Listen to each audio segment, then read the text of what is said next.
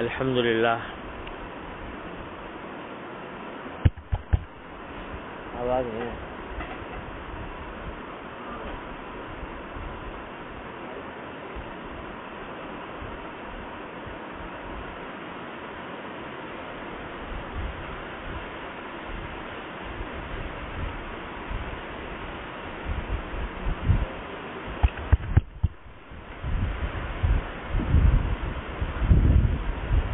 الحمدللہ رب العالمین والصلاة والسلام علی سیدنا مولانا محمد خاتم النبیین وعلى آلہ واصحابہ اجمعین وعلى كل من تبع بإحسان إلى يوم الدین.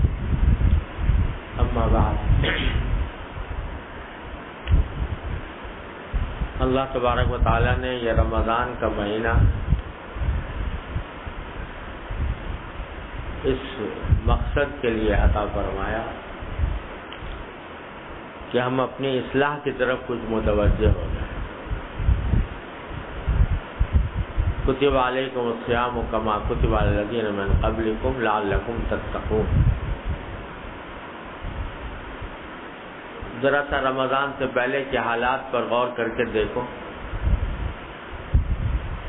ہم کیا کر رہے تھے، کن افکار میں تھے، کن مشغولیات میں تھے، کس سوچ بچار میں تھے رمضان سے پہلے.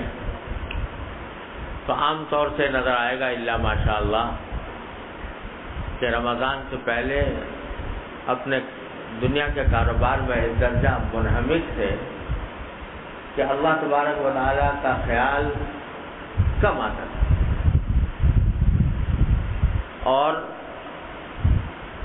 دین کے اعتبار سے اپنی اصلاح، اپنی ترقی کی فکر کم ہوتی. رمضان کا مہینہ آیا تو رمضان کے مہینہ آنے کے بعد اکثر و بیشتر الحمدللہ اپنے ہی ہم حالات پر غور کریں تو کچھ اللہ تبارک و تعالیٰ کے دھیان میں کچھ اضافہ ہوا کہ نہیں ہوا؟ اضافہ ہوا الحمدللہ. کچھ شوق پیدا ہوا کہ اس مہینے کے اندر ہم اپنے نیکیوں میں اضافہ کر لیں، اپنی عبادتوں میں کوئی ترقی کر لیں. تو یہ اللہ تبارک و تعالیٰ در حقیقت ہمیں رمضان کے مہینے کے ذریعے کھینچ کر بلاتے ہیں کہ اب اپنی دوسری مصروفیات کو ختم کر کے یا کم کر کے مختصر کر کے میری طرف آ جاؤ. تو یہ اصلاح کرانے کا اللہ تعالیٰ کی طرف سے ایک راستہ ہے جو رمضان کے مہینے میں اللہ تبارک و تعالیٰ نے عطا فرمایا. اس کا جتنا شکر ادا کیا جائے کم. اب اصلاح جو ہے وہ الحمدللہ اس حد تک کہ پہلے سے زیادہ کچھ توفیق ہو رہی ہے، نمازوں کی، تلاوت کی، ذکر کی، الحمدللہ ثم الحمدللہ جتنا اللہ تعالیٰ کا شکر ادا کیا جائے. لیکن بات صرف ان ظاہری عبادتوں ہی کی نہیں ہے. جیسا میں نے عرض کیا تھا کہ ضرورت ہے کہ عبادات بھی درست ہوں، معاملات بھی درست ہوں، معاشرت بھی درست ہو، اخلاق بھی درست ہوں. اس کی اصلاح کے لیے آدمی کو فکر مند ہر وقت رہنا چاہیے کہ میں جو کام کر رہا ہوں وہ اللہ تبارک و تعالیٰ کی رضا کے مطابق ہو رہا ہے یا نہیں ہو رہا ہے. اور اگر نہیں ہو، جو کام نہیں ہو رہے ان کو درست کرنے کی فکر میں آدمی کو پڑا رہنا چاہیے ہر حال میں. بزرگوں نے فرمایا کہ انہوں نے بڑے اعلیٰ درجے کی بات فرمائی ہے کہ من استوى یومہ فہو مغبون. جس کے 2 دن برابر ہو گئے وہ نقصان میں ہے. یعنی ہر دن میں کچھ نئی ترقی ہونی چاہیے، ہر دن میں کوئی نیا فائدہ حاصل ہونا چاہیے. اصل تو یہ ہے ہر روز میں ترقی، دین کے اعتبار سے، روحانی اعتبار سے، اللہ تعالیٰ کے ساتھ تعلق کے اعتبار سے، محبت کے اعتبار سے، خوف و خشیت کے اعتبار سے پہلے کے مقابلے میں ہر روز ترقی ہونی چاہیے. تو اس واسطے کوئی بڑے سے بڑا آدمی بھی ایسا نہیں ہے جو اصلاح کا محتاج نہ ہو، کتنا ہی مقدس بن گیا ہو، کتنا ہی بڑا لوگ اس کی تعظیم کرنے لگے ہوں، لیکن اصلاح کا وہ محتاج۔ اب اصلاح کے لیے کیا کیا جائے؟ تو حضرت امام غزالی رحمۃ اللہ علیہ نے احیاء العلوم میں اصلاح کے 4 طریقے لکھے ہیں، اور وہ چاروں اپنی جگہ بڑے مفید ہیں، اور ان میں کوئی باہم تعارض بھی نہیں ہے، سب اکٹھے بھی چل سکتے۔ پہلا طریقہ تو یہ بتایا ہے کہ اصلاح کا سب سے مؤثر اور تیز عمل کرنے والا راستہ ہے صحبت۔ ایسے لوگوں کی صحبت کہ جو جن کی زندگی بحثیت مجموعی اتباع سنت کے مطابق گزر رہی ہے، جس کو اصطلاح میں شیخ کہہ دیتے ہیں، پیر کہہ دیتے ہیں، مرشد کہہ دیتے ہیں۔ تو کسی اللہ والے کی صحبت یہ سب سے بڑا مؤثر اور سب سے زیادہ تیز رفتار اصلاح کا راستہ ہے، اور وہ بھی اس طرح کہ آدمی صرف رسمی طور پر کسی سے تعلق قائم نہیں کر لیا، بس رسمی طور پر ہاتھ پہ ہاتھ رکھ دیا، بیعت کر لی اور پھر چھٹی ہو گئی۔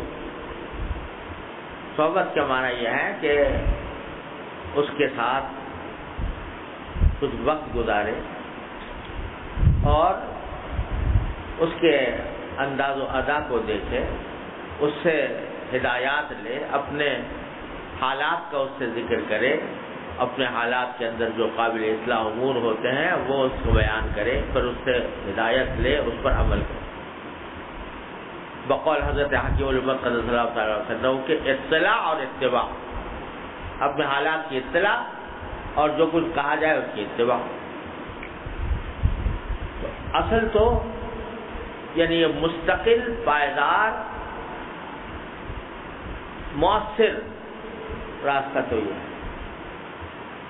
اب بسا اوقات لوگوں کو اس میں غلط فہمی پیدا ہو جاتی ہے کہ بہت سے لوگ یہ کہتے ہیں کہ بھائی ہم نے تلاش کرتے ہیں، ہمیں کوئی ملتا ہی نہیں، ہر جگہ ایسے لوگ بیٹھے ہیں کہ جو دھوکہ دیتے ہیں، تو لہذا کہاں جائیں؟ خداوندہ یہ تیرے سارا دل بندے کہاں جائیں کہ درویشی بھی عیاری ہے، سلطانی بھی عیاری، اس وجہ سے کہاں اس کے پاس چلے جائیں۔ تو میرے والد ماجد حضرت مولانا مفتی محمد شفیع صاحب قدس اللہ تعالیٰ سرہ فرمایا کرتے تھے کہ بھائی پہلی بات تو یہ ہے کہ لوگ جو ہیں وہ اپنی بے عملی کا بہانہ یہ بتاتے ہیں، تلاش نہیں کیا، محنت نہیں کی، اور اس کی وجہ سے کہہ دیا کہ یہ کوئی ملتا نہیں۔ ورنہ ہمارے والد صاحب مثال دیا کرتے تھے کہ بھائی اس زمانے میں نقلی چیزوں کا دور ہے، آٹا خالص نہیں ملتا، گھی خالص نہیں ملتا، ہر ایک میں نقلی چیزیں ہیں، تو مولوی بھی خالص نہیں ملتا، اس میں بھی نقلی کھاتے ہیں۔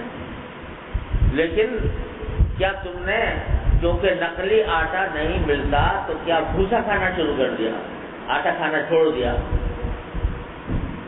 یا نقلی گھی نہیں ملتا تو بھائی وہ گریس پینی شروع کر دی، استعمال کرنی شروع کر دی؟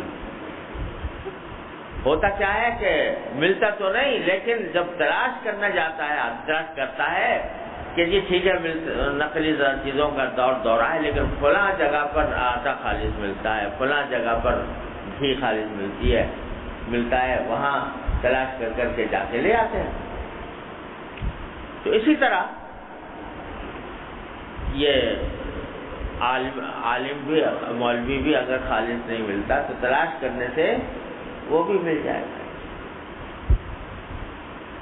دوسری بات حضرت والد ماجد قدس اللہ تعالیٰ سے فرماتے تھے کہ دیکھو قرآن کریم نے حکم دیا یا ایھا الذین آمنوا اتقوا اللہ وکونوا مع الصادقین، اے ایمان والو اللہ کا تقوی اختیار کرو، اور اس کا آسان راستہ یہ ہے کہ صادقین کے ساتھی بن جاؤ، یعنی جو سچے لوگ ہیں ان کے ساتھی بن جاؤ، ان کی صحبت اختیار کرو۔ یہ حکم قیامت تک ہے، ایسا تو نہیں کہ منسوخ ہو گیا ہو، یہ ہر دور کے لیے ہے۔ تو امام راضی رحمۃ اللہ نے اس آیت کے تحت یہ فرمایا کہ اس کا مطلب یہ ہے کہ صادقین قیامت تک باقی رہیں گے، اگر نہیں رہتے تو یہ حکم نہ دیا جاتا کہ صادقین کے ساتھ رہو، تو معلوم ہوا قیامت تک رہیں گے، البتہ تلاش کرنے والے کے پاس۔ دوسری بات یہ وہ بھی بڑی اہم ہے کہ جب کوئی آدمی تلاش کرنے نکلتا ہے کسی مرشد کو، کسی شیخ کو، تو ذہن میں اس کے ہوتا ہے کہ میرا مرشد ہونا چاہیے جنید بغدادی اور عبدالقادر جیلانی اور معروف کرخی اور سری سقطی، وہ تلاش کرتے ہیں۔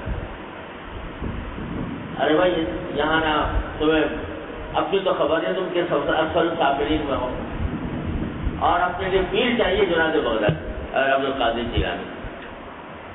تو حضرت والد صاحب فرمایا کرتے تھے کہ جیسی روح ویسے فرشتے،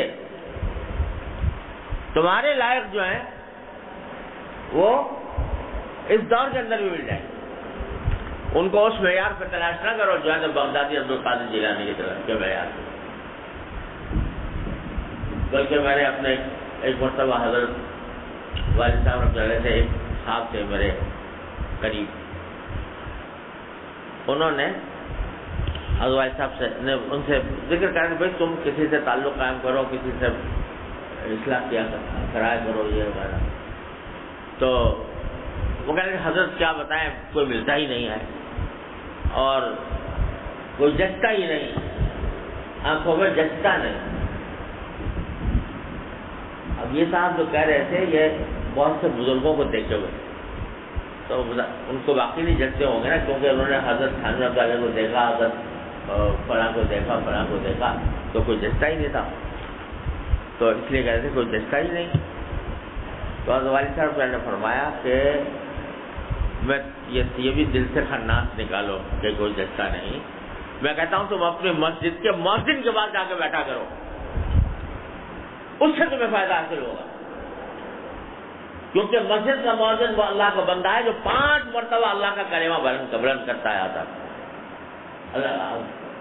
اس مسجد سے، تم سے وہ بھی بہتر ہے، اور اس کے بعد جا کے بیٹھو گے، اس کی صحبت حاصل کرو گے، اس سے تمہیں فائدہ پہنچے گا۔ تو یہ خام سے دماغ میں ہم لوگوں نے خناس بٹھایا ہوا ہے کہ بڑے بڑے جب بہت دنوں سے بغدادی آئیں گے، آئیں گے تو بے شک ہوگی۔ ارے بھائی جو بھی اللہ کے راستے پر لگا ہوا ہے، دین کے راستے پر، اس کی صحبت یعنی اس کے بعد بیٹھنا، نہ صحیح اس کو پیر بنانا، مرشد بنانا، ارے اس کے ساتھ رہنا، یہ ساتھ رہنا بھی فائدہ مند ہے۔ گلے خوشبوئے در حمام روزے، رسید از دست محبوب ایک ودستم، وہاں شیخ سعدی فرماتے ہیں کہ میں حمام میں نہا رہا تھا تو دیکھا تو ایک گیلی کیچڑ جو ہے وہ میرے برابر میں بھی کوئی نہا رہا تھا، وہ بھی کوئی اچھا آدمی تھا، تو اس کے ہاتھ سے مجھے ایک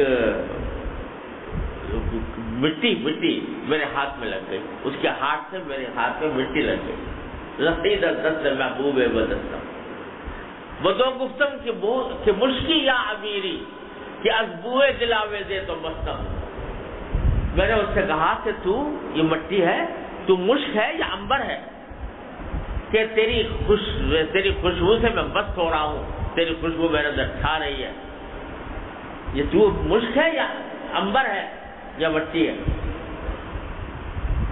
تو بگفتہ ہے من گلے ناچیز بودم. تو اس نے جواب میں کہا میں تو وہی بہت ہی ناچیز مٹی تھی، ولے با مدت با گل نشستم، لیکن کتنے مدت تک میں مٹی تھی مگر کسی پھول کی صحبت میں رہ گئی. تو پھول کے ساتھ مدتیں گزار دی میں نے. تو کیا ہوا؟ جمال ہم نشی درمن اثر کر وگرنہ من ہما خاکم کے ہستہ. ہم نشی کے جمال نے میرے اندر اثر کر دیا، ورنہ میں تو وہی مٹی ہی جو تھی وہی مٹی میں. تو صحبت کا یہ اثر ہوتا ہے. خوشبو آدمی کے پاس بیٹھو گے اس خوشبو آئے گی. اور یہ بات تو رسول کریم صلی اللہ علیہ وسلم فرما دی، مثل الجلیس الصالح، نیک ہم نشین کی مثال ایسی ہے جیسا کہ خوشبو بیچنے والا، حامل المسک، مشک بیچنے والا. وہ رسول کریم صلی اللہ علیہ وسلم فرماتے ہیں اگر اس کے پاس بیٹھو گے، چلو خرید لیا تو بہت ہی اچھی بات ہے، مشکی تمہارے پاس آ گئی، اور اگر خرید نہ سکے تو کم از کم اس کے پاس بیٹھے تو خوشبو تو آئے گی، اور اس خوشبو سے تم لطف اندوز تو ہوگے. اور فرمایا کہ برے ہم نشین کی مثال ایسی ہے جیسے کیر الحداد. پتہ نہیں اب تو وہ ہوتے نہیں، لوہار جو بھونکنی چلایا کرتے تھے، لوہار لوہے کا کام کرنے والے. تو وہاں کیا ہے کہ چنگاریاں اس سے اڑتی تھیں، شعلے اس سے نکلتے تھے. تو اگر کوئی آدمی اس کے بعد جا کے بیٹھ جائے تو کچھ بجلی کے اس سے چنگاری اڑے اور اس کے کپڑے کو جلا دے. تو رسول کریم صلی اللہ علیہ وسلم نے فرمایا کہ اگر اس حداد کی بھونکنی کے پاس بیٹھو گے تو کچھ پتہ نہیں کہ تمہارے کپڑے جلا دے، اور اگر کپڑے بھی نہ جلائے تو کم سے کم بدبو تو آئے گی، بدبو تو آئے گی. اب بیٹھ کے اگر حصی خراب ہو گئی ہو، اس بدبو کو بدبو ہی نہ سمجھتا ہو آدمی تو بات دوسری، لیکن جو حصہ صحیح رکھتا ہے وہ بدبو محسوس کرے گا. تو برے ہم نشین سے اپنے آپ کو بچا کر اچھے ہم نشین کے پاس آؤ. اچھا ہم نشین ہر دور میں ملے گا، اللہ تبارک و تعالیٰ اپنی رحمت سے ایسا فرما دیتے ہیں. تو پہلا طریقہ تو اصلاح کا حضرت امام غزالی فرماتے ہیں صحبت یک زمانہ صحبت اولیاء بہتر سال طاعت بیریا. یہ مشہور ہے مقولہ. حضرت حکیم الامت صلی اللہ تعالیٰ سرہ سے کسی نے کہا کہ حضرت اس شعر میں لوگوں نے یہ کہا ہے کہ کسی اللہ والے کی صحبت اگر تھوڑی دیر بھی میسر آ جائے تو 100 سال کی بے ریا عبادت سے بہتر ہے. 100 سال تک آدمی عبادت کرتا ہے، عبادت بھی بغیر ریا کے خالص اخلاص کے ساتھ، اس سے بھی بہتر ہے. تو کسی نے کہا کہ حضرت کچھ مبالغہ معلوم ہوتا ہے کہ 100 سال کی طاعت ہے اور وہ بھی ریا کے بغیر ہے، اس سے بھی مبالغہ معلوم ہوتا ہے 100 سال. تو حضرت نے فرمایا کہ تم کہتے ہو مبالغہ ہے، میں کہتا ہوں ان سے کم کہا. اگر یوں کہتا کہ 100 لاکھ سال طاعت بے ریا، 100 لاکھ سال سے بھی بہتر ہے، تو بھی مبالغہ نہ ہوتا، تو بھی غلط نہ ہوتا. وجہ کیا ہے کہ ایک آدمی بغیر ریا کے طاعت تو کیا جا رہا ہے، رخ صحیح نہیں ہے، اور کسی اللہ والے کی صحبت سے اس کا رخ درست کر دیا تو 100 سال لاکھ سال کی طاعت سے ڈر. تو بھائی سب سے پہلی چیز صحبت درست کر. اور صحبت کا لفظ میں اس لیے استعمال کر رہا ہوں کہ یہ جو پیری مریدی ہے اس کے اندر بھی اصل مقصود صحبت ہے. صرف ہاتھ پہ ہاتھ رکھنا نہیں ہے، بس رسمی تعلق قائم کرنا نہیں ہے. صحبت وقت گزارے، اور اگر بالفرض وہ میسر نہ ہو کسی وجہ سے، تو جو بھی کوئی آدمی ایسا نظر آئے کہ جس میں اتباع سنت کے اعتبار سے اپنے سے بہتر معلوم ہوتا ہو، اس کے ساتھ رہنا. یہ بھی فائدہ مند ہے. نہ صحیح پیری مریدی، نہ صحیح کسی سے مرشد والا تعلق، لیکن جو اچھے زندگی گزارنے والے ہیں، جن ظاہر کے اعتبار سے اپنے سے بہتر نظر آتے ہیں، دین کے اعتبار سے، اتباع سنت کے اعتبار سے، ان کے ساتھ تعلقات رکھو، ان کے ساتھ آنا جانا رکھو، ان کے ساتھ ملنے جلنا ہو تو جمال ہمنشی انشاءاللہ اثر کرے گا. اور بھائی ہمارے حضرت حکیم الامت قدس اللہ تعالیٰ سرہ فرماتے ہیں کہ اگر جب تک وہ میسر نہ ہو، کیونکہ ظاہر تلاش کرنا پڑتا ہے اور اس میں مناسبت بھی دیکھنی ہوتی ہے، وہ اس کے ساتھ وقت گزارنا فائدہ مند ہو رہا ہے کہ نہیں ہو رہا وغیرہ وغیرہ، تو جب تک وہ نہ ہو تو بزرگوں کے حالات اور ملفوظات یہ پڑھنا بھی صحبت کے قائم مقام ہو جاتا ہے. بزرگوں کے حالات پر، جو اللہ والے ہیں ان کے حالات پر. اور حالات پڑھنے کے معنی یہ ہے کہ یہ صوفیاء کرام کے جو تذکرے پہلے زمانے میں لکھے ہوئے ہیں، اس میں کشف و کرامات وغیرہ کی باتیں زیادہ ہوتی ہیں، ان کے ملفوظات کم ہوتے ہیں. لیکن ایسی کتابیں مشورے سے کہ جس میں اولیاء کرام کے ملفوظات جو انہوں نے اصلاح کے لیے لوگوں کے ارشاد فرمائے ہیں، ان کو پڑھیں. یہ قائم مقام ہو جاتا ہے فی الجملہ جب تک کہ دوسرا نہ ملے. تو ایک تو اصلاح کا طریقہ، امام غزالی فرماتے ہیں کہ ایک تو اصلاح کا طریقہ یہ ہے جو اصل ہے. دوسرا یہ ہے، یہ بھی امام غزالی فرماتے ہیں کہ دوسرا طریقہ یہ ہے کہ اپنے ملنے جلنے والوں، اپنے دوست احباب، اپنے اعزاء اقربا، ان سے یہ آدمی درخواست کرے کہ بھائی اگر آپ مجھ میں کوئی بات اصلاح کے قابل دیکھیں، کوئی غلط بات دیکھیں تو مجھے بتا دیا، اخلاص کے ساتھ مجھے بتا دیا کریں تاکہ میں اس کی اصلاح کروں. اب یہ بڑا معاملہ ہے اہم، لیکن آج کل صورتحال ایسی بن گئی ہے کہ لوگ دوسرے کی عیب جوئی میں پڑے رہتے ہیں اور کوئی اخلاص کے ساتھ کہنے والے کم ہوتے ہیں. تو یہ بات اسی سے کہی جا سکتی ہے جس کے بارے میں اطمینان ہو کہ یہ اخلاص کے ساتھ بات کریں، ورنہ پھر اللہ بچائے اگر عیب جوئی کرنے لگے کوئی آدمی اور اس کی وجہ سے بڑا فائدے کے نقصان ہونے کا اندیشہ.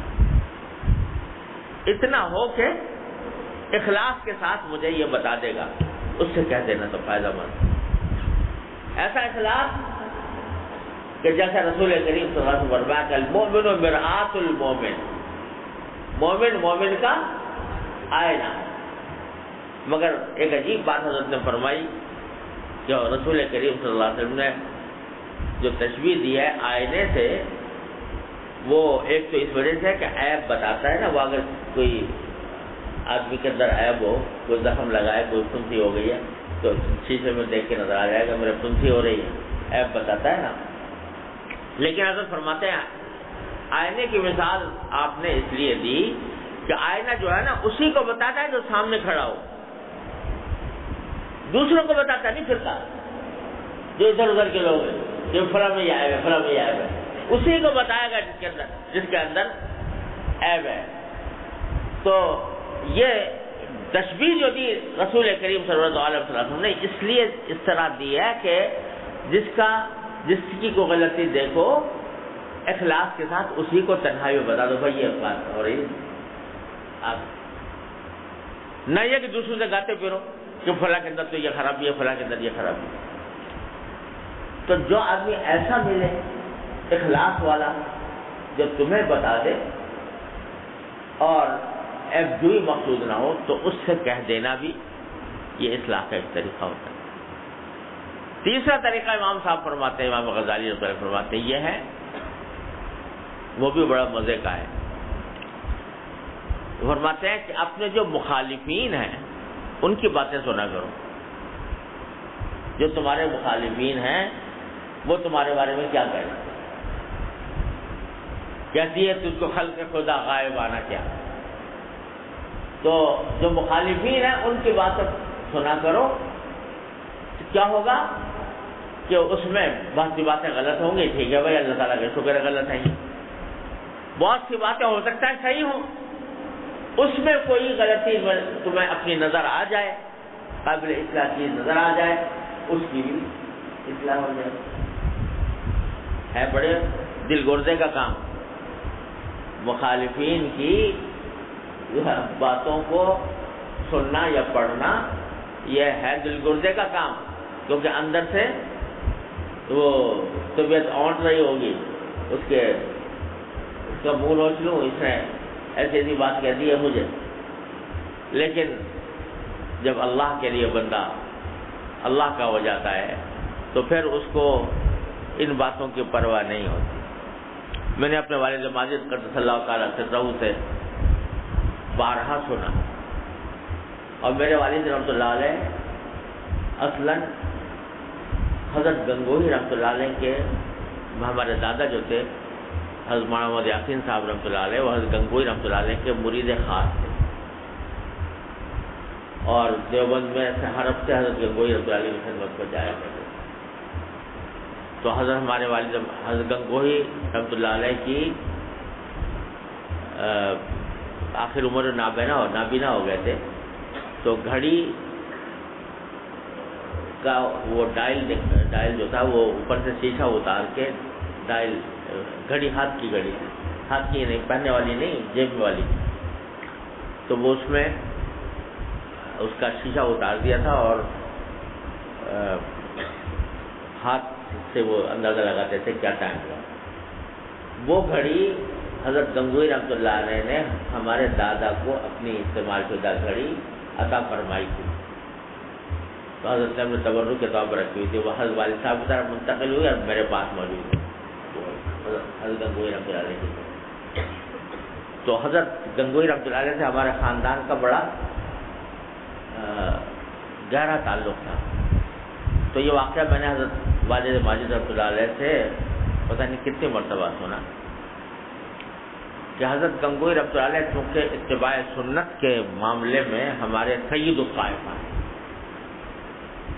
اتباع سنت کا اہتمام اور بدعات سے نفور، یہ سرہ امتیاز حضرت گنگوہی کا ہے. قطب الارشاد کا مقام ہے. تو اس لیے حضرت نے بدعات کی تردید میں بہت کچھ لکھا بھی، فرمایا بھی. تو جو ان کے مخالفین تھے انہوں نے فتوے جاری کر دیے حضرت گنگوہی رحمۃ اللہ علیہ کے خلاف، کفر کے فتوے. تو اسی طرح کے ایک صاحب تھے، وہ مستقل حضرت گنگوہی رحمۃ اللہ علیہ کے خلاف تحریریں لکھتے رہتے تھے. ہر تھوڑے دن کے بعد کوئی رسالہ آیا، اس میں حضرت گنگوہی کے خلاف کوئی مضمون ہے، پھر کوئی آیا پھر مضمون ہے. تو حضرت گنگوہی رحمۃ اللہ علیہ چونکہ آخر زمانے میں نابینا ہو گئے تھے، اس واسطے خود پڑھ نہیں سکتے تھے. جو کوئی رسالہ کتاب آتا تھا خود پڑھ نہیں سکتے تھے. تو ایک ان کے خادم تھے، خادم خاص مولانا محمد بخش تھا رحمۃ اللہ علیہ، وہ حضرت کو سنایا کرتے تھے، پڑھ کے سنتے تھے. تو وہ جب مخالفین کا جو رسالہ آیا وہ پڑھ کے سنایا، خیر حضرت نے سن لیا. پھر دوسرا آیا، سن لیا. کچھ عرصے کے بعد بند ہو گیا. یعنی مولانا محمد بخش صاحب جو سناتے تھے، خط وغیرہ سناتے تھے یا رسالے سناتے تھے، اس میں ان کا نہیں آتا تھا. تو جب کافی دن گزر گئے تو حضرت گنگوہی رحمۃ اللہ نے پوچھا مولانا محمد بخش صاحب سے کہ ارے بھائی، کیا وہ ہمارے دوست نے ہمیں یاد کرنا چھوڑ دیا؟ ہمارے دوست نے ہمیں یاد کرنا چھوڑ دیا؟ تو مولانا محمد بخش صاحب نے فرمایا کہ حضرت چھوڑا تو نہیں ہے، لیکن میں آپ کو سناتا نہیں ہوں. بھائی کیوں؟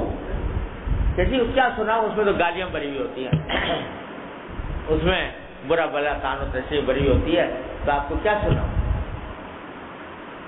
تو حضرت نے فرمایا کہ نہیں، انہوں نے غلط کام کیا، سنایا کرو. اور پھر فرمایا کہ سچی بات ہے میں تو اس نیت سے سنتا ہوں کہ اگر میری کوئی غلطی اس میں واضح ہو گئی تو تاکہ اس غلطی کی اصلاح کر لوں. وہ مخالف جو گالیاں دے رہا ہے، کفر کے فتوے لگا رہا ہے، اس کی تحریر بھی اس نیت سے سن رہے ہیں کہ ہو سکتا ہے اس میں کوئی اپنی غلطی کا پتہ چل جائے جس سے میں رجوع کر دوں. یہ ہے جب اللہ تعالیٰ اپنے لیے اخلاص عطا فرما دیتا ہے، اللہ تعالیٰ ہم سب کو اپنے رحمت سے عطا فرما دے، تو پھر وہ آدمی سب سے بڑا محسن نظر آتا ہے انسان کو، جو اپنی کسی غلطی پر، ہماری کسی غلطی پر مطلع کرے اور اس کی اصلاح کا موقع دے. یہ ہمارے بزرگ. اور میں نے اپنے والد ماجد رحمۃ اللہ سے یہ بھی سنا کہ اللہ کی ملمت مولانا تھانوی قدس اللہ تعالیٰ سرہ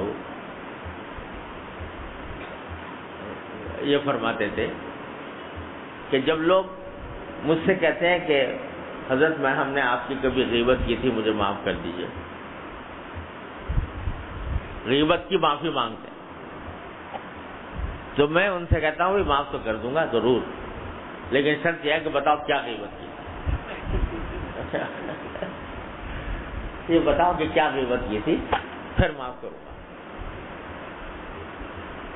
تو اور وجہ یہ بتاتے ہیں کہ میں اس لیے کہتا ہوں، سچی بات ہے اپنے دل کی، وہ کہتے ہیں میں اس لیے کہتا ہوں کہ اس کی غیبت سنوں گا تو ہو سکتا ہے جو بات کہہ رہا وہ ٹھیک ہی، اور مجھے اپنی کسی غلطی کا احساس ہو جائے. کیونکہ غیبت میں یہ ہونا کوئی ضروری نہیں ہے نا کہ خلاف واقعہ بات کہی گئی ہو تب غیبت ہوتی. غیبت تو ہر وہ بات کہ جو کسی کے پیٹھ پیچھے کہی جائے، برائی کی بات ایسی جو اس کو پتہ چلے تو اس کو ناگوار گزرے، وہ سچی بات بھی ہو سکتی. تو اس واسطے میں کہتا ہوں وہی پہلے مجھے بتا دو کیا غیبت کی تھی، تاکہ اگر کوئی سچی بات ہے تو کوئی ہے تو میں اس سے اپنی اللہ تعالیٰ سے معافی مانگ لوں، اپنی اصلاح کروں. یہ وہی بات ہے کہ مخالفین سے اپنی اصلاح کروانا. میں کہہ رہا ہوں ہے دل دردے کی بات، لیکن جب بندہ اللہ تعالیٰ کے لیے مخلص بن جاتا ہے تو اس کو یہ کوئی مشکل نظر نہیں آتا کہ دشمنوں سے بھی سیکھے. اور پھر حضرت امام غزالی فرماتے ہیں چوتھی بات اصلاح کی یہ ہے کہ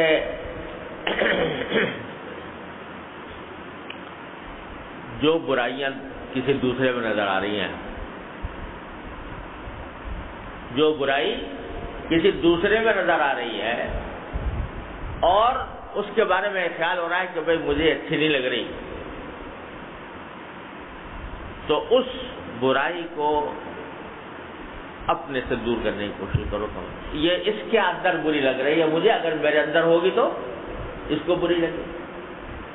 وہ جو رسول کریم صلی اللہ علیہ وسلم نے فرمایا کہ احب لاخیک ما تحب لنفسک واکرہ لاخیک ما تکرہ لنفسک. یہ تو اس کا دوسرے کے اندر ایک خرابی نظر آ رہی ہے، مجھے اچھی نہیں لگ رہی، برا لگتا ہے، دوسرے لوگ بھی برا سمجھتے ہیں.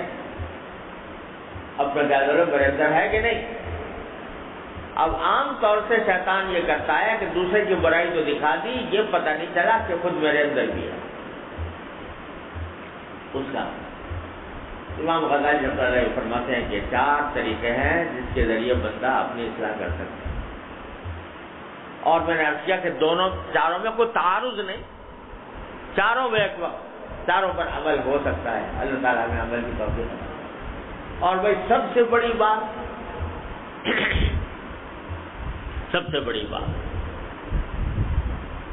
جو میرے شیخ حضرت عارف صلی اللہ تعالیٰ رہو نے اپنے شیخ کے حوالے سے بیان کیا، وہ یہ کہ اصلاح کا کوئی بھی طریقہ اختیار کرو، کچھ بھی کرو، لیکن ایک کام ضرور کرو کہ ہر روز اپنے اللہ سے مانگا کرو، اپنی اصلاح مانگا کرو. یا اللہ میں اس زمانے کے فتنوں کی دلدل میں پھنسا ہوا ہوں، پتہ نہیں کتنے کتنے ظلمتیں مجھے گھیرے ہوئے ہیں۔ اے اللہ میں اس سے نکل نہیں سکتا جب تک کہ آپ کی توفیق نہ ہو۔ اے اللہ اپنے فضل و کرم سے مجھے اس سے نکال یہ دعا مانگو کہ روز کوئی دن خالی نہ جائے۔ اور بڑی پیاری بات حضرت فرماتے تھے کہ دیکھو حضرت یونس علیہ السلام کا واقعہ قرآن کریم میں بیان فرمایا کہ فنادا فی الظلمات اللہ الہ الا انت سبحانک انی کنت من الظالمین۔ ظلمات میں، اندھیریوں میں، کاہے کی اندھیریاں؟ مچھلی کے پیٹ کی اندھیریاں، وہاں پڑے ہوئے مچھلی کے پیٹ میں چلے گئے یونس علیہ السلام، وہاں سے ہمیں پکار رہے ہیں لا الہ الا انت سبحانک انی کنت من الظالمین، لا الہ الا انت سبحانک انی۔ بھلا بتاؤ مچھلی کے پیٹ میں آدمی جا چکا، چاروں طرف اندھیرا مسلط ہے، نکلنے کا کوئی راستہ نہیں ہے، پکار رہے ہیں لا الہ الا انت سبحانک انی کنت من الظالمین۔ تو باری تعالیٰ کیا فرماتے ہیں؟ یہ نقل کیا اللہ تعالیٰ نے قرآن کریم میں، فنادی فی الظلمات اللہ الہ الا انت سبحانک انی کنت من الظالمین فنجیناہ من الغم۔ انہوں نے پکارا تو جس گھٹن میں وہ تھے اس گھٹن سے ہم نے ان کو نجات دی۔ چلو ہو گیا قصہ، نجات دے دی۔ آگے کیا فرمایا اللہ نے؟ وَكَذَلِكَ نُنْجِي الْمُؤْمِنِينَ،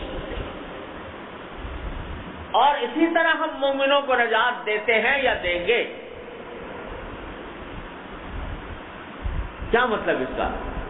اسی طرح ہم مومنوں کو نجات دیں گے، اسی طرح دیں گے جیسے یونس علیہ السلام کو دی۔ کیا مطلب؟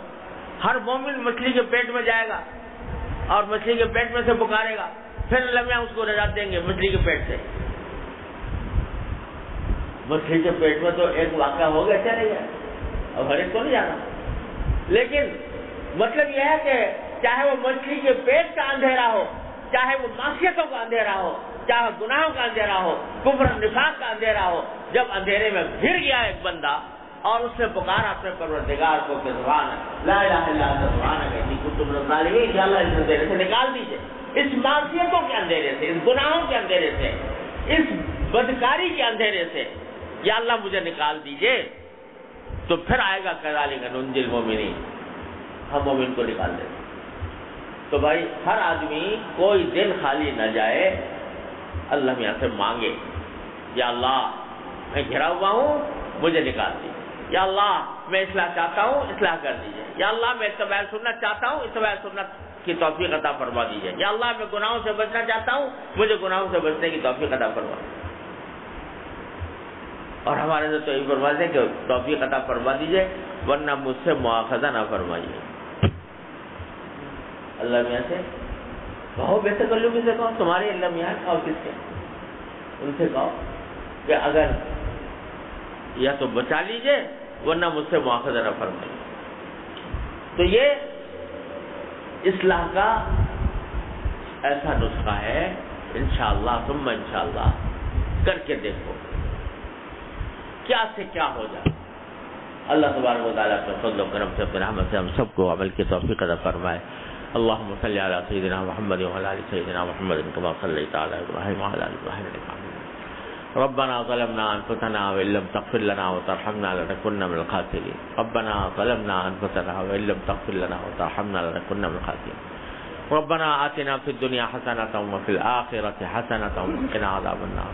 ربنا اغفر لنا ذنوبنا وإسرافنا في أمرنا وثبت أقدامنا وانصرنا على القوم الكافرين۔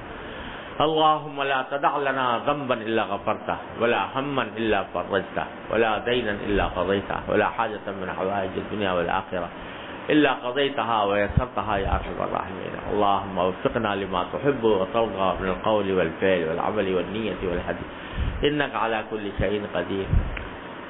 ربنا تقبل منا إنك أنت السميع العليم وتب علينا إنك أنت التواب الرحيم۔ وصلى الله تعالى على خير خلقه سيدنا محمد وعلى آله وأصحابه أجمعين، آمين برحمة الله۔